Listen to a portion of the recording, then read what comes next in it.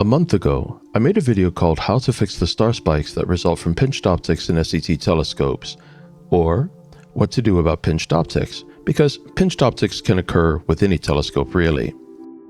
However, they are a notoriously common problem for SCT telescopes if one directly attaches a dew heater ring to the corrector plate. It's fairly hard to avoid using such dew heater rings since the large corrector plates, due to the wide aperture of SCTs, are inclined to capture dew if you live in a dew-heavy area, like I do. It is not at all uncommon in these eastern Canadian nights that the temperature can fall several degrees below the dew point, and humidity can reach 99 to 100%, making for very dew-soaked conditions. I have found that the use of a dew heater ring will effectively keep dew off in any dew condition. As long as it's not actually raining, a dew heater ring can keep dew off the corrector plate even if you don't use a dew shield, and I've documented this on video. But that means you have to run the dew heater ring hot. It's best to use a dew shield because then you can run the dew heater ring at a much lower temperature. Even better is to use a dew heater ring in conjunction with a dew heater strap on the optical tube, or OTA, of the telescope, right along with the dew shield to create a triad of dew defenses. With all three on my telescope, if I run my dew heater straps at 80% and keep the dew shield on, I will never have to put more than 20% power on the dew heater ring. And at 20% power on the dew ring, the pesky phenomenon known as star spikes in the circles right here will never appear in my masters. However, my SCT is pretty good for star spikes. The dew heater ring doesn't start making spikes until I push the heat up to around 30% or better. In fact, to make some pronounced spikes to illustrate that video, I had to push the dew heater ring to 80% power. However, I've read posts to various forums from plenty of other SCT users in which they noted they were getting star spikes if they applied any amounts of power to their dew heater rings. Some models of telescopes, especially some models of SCTs, seem to be more prone to them than others. A lot of the literature indicates that the edge models of the Celestron SCTs are a bit more prone to star spikes than the non-edge models. It's one of the reasons I don't use an edge model. But if you read a lot of the literature, there seems to be variation within telescopes even of the same make and model, even if they were produced at the same time. For example, many people using a Celestron 203mm or C8 report very easily getting star spikes with a direct contact dew heater ring, while others don't. And even outside of SCTs, people using other types of telescopes sometimes report getting star spikes. In that video, How to Fix the Star Spikes That Result from Pinched Optics, I covered how to remove them digitally using the editing features in layer-based photo editing software. Digital correction is possible, but it's tedious. Star spikes appear on point sources of light, stars, and they are more likely to appear on bright stars than faint stars. So if your telescope is only a little prone to star spikes, you should only find them on the very brightest stars in an image. If you have a telescope that's moderately prone or highly prone, you're going to have to check all your stars, and that can take a while. Once you've identified any spikes, you can use basic editing tools such as Affinity's in-painting brush to remove them effectively. Especially if you use the method that I covered in the How to Fix Star Spikes video, in which the high-frequency component where the star spike appears is separated and the star spike removed only from that component, which makes removal of the spikes much more likely to be successful. Or, in other words, the edit will look good and not create additional artifacts. Not long after I made this video, Frank, who creates the SETI Astro Suite, emailed me and let me know that he had trained his Cosmic Clarity's AI model on SCT information recently, and he thought it might do better processing my SCT information. I was excited about that and decided to test the results because star spikes can be removed, but they're a pain. I had asked Frank, and in fact asked a couple other developers, how difficult it would be to create software to remove star spikes, and they had said it would be tricky. And I can imagine why. They're very small, they're selective, they only emerge from point sources of light, and I think that there would be a tendency for the software, even good AI, to confuse star spikes with filamentous high-frequency information like we commonly see with nebulae such as the Witch's Broom. So I thought I'd give the SETI Astro Suite's updated AI model a test run and see if it did any better handling the star spikes resulting in an SCT. And I decided along the way to compare that with BlurXTerminator, what is commonly accepted to be the gold standard for deconvolution. The image you see before you is one I shot at the Sky Story Observatory of the deep field in the vicinity of galaxy NGC 6047.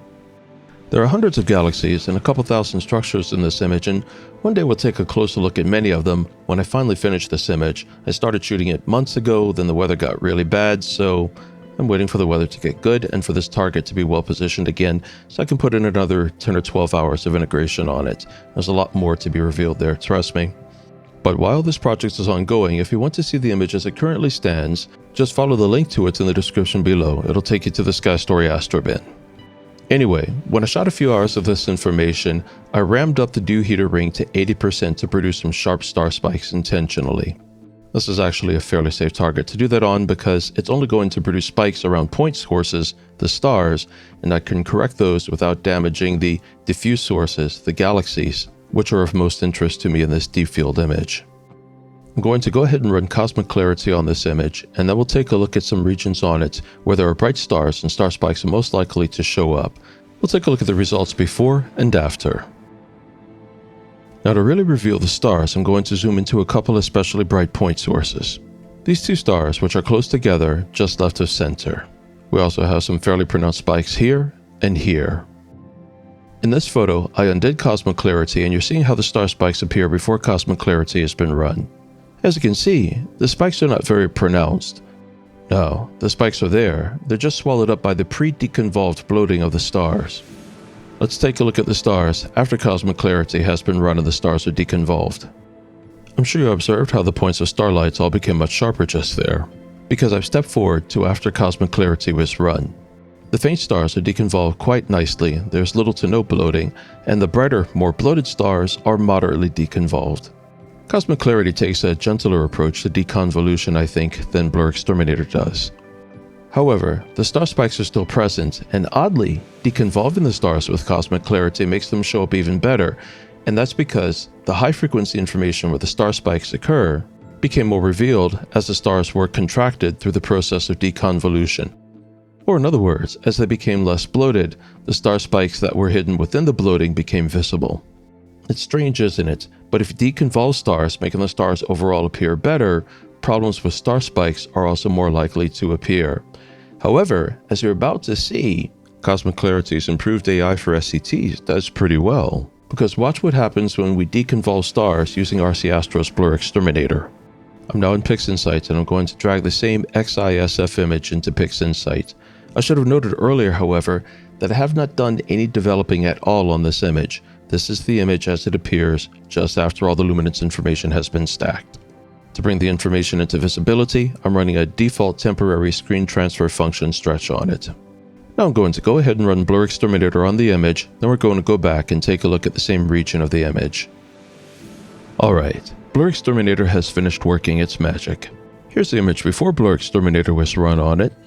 And just like in the SETI Astro Suites here on the undeveloped image, the star spikes are barely visible. That's mainly because they're high-frequency information, and it's drowned or lost in the low-frequency information of the bloated stars.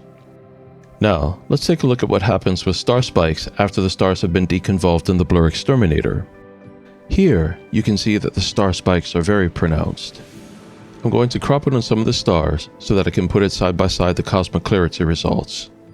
A mere glance reveals that the star spikes are much more readily visible in the image that was deconvolved using BlurXTerminator. But that doesn't mean that BlurXTerminator is doing a worse job. You can also see that BlurXTerminator pushed deconvolution much further than cosmic clarity.